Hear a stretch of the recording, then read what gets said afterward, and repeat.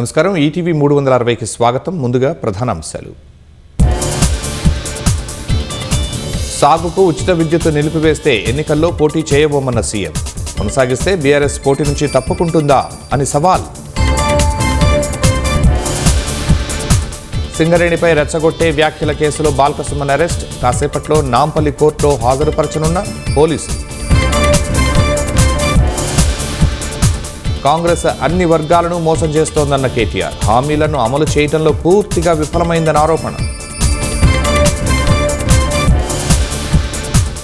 కబ్జాల నుంచి నార్సింగి ముష్కిన్ను కాపాడిన Hydraa.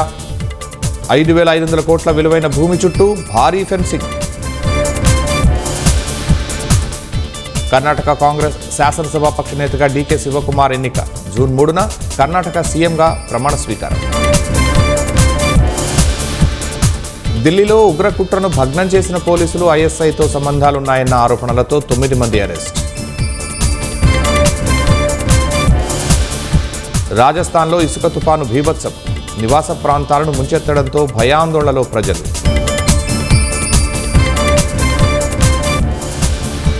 Green card నిబంధనలపై అమెరికా యూటర్న్. దరఖాస్తు పరిశీలనలో ఉన్నంత కాలం అక్కడే ఉండేందుకు అనుమతి.